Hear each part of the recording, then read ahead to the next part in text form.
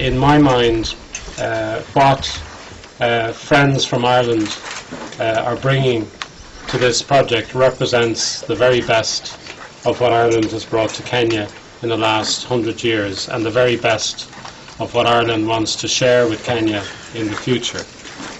And I'll mention 4 things that I think relate to that. I think first one is voluntarism. For many years, Irish people have come to Kenya, many missionaries, but many others have actually to give of their own time. In many cases, they've received a lot more than they've given. But I think one of the characteristics of this project here in Galana, voluntarism is such a key aspect of it, and it's not just Irish volunteers, it's Kenyan volunteers and contributions. And I think that's a dimension which I think is incredible. I started off my life in Africa as a volunteer for 4 years. I learnt an awful lot more than I could ever contribute. And I think that's a dimension which is fantastic about this project, which I think very much links in with Ireland's history here in Kenya.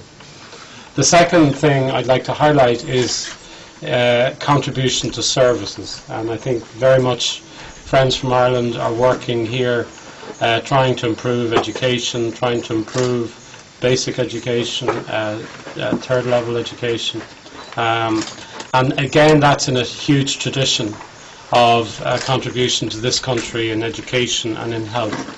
The President himself has been a beneficiary of a school set up by Irish missionaries, St. Mary's in Nairobi. The third element, I think, is institutional partnerships.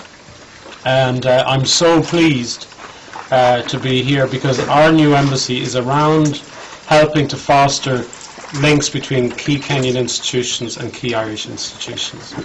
And the link between Pwani University and University College Dublin is just exactly consistent with what we want to achieve, and I'm very excited about that. And I think it's only the beginning, I think, of how we want to help strengthen these institutional linkages, and it's going to benefit both of our countries, I've no doubt about that.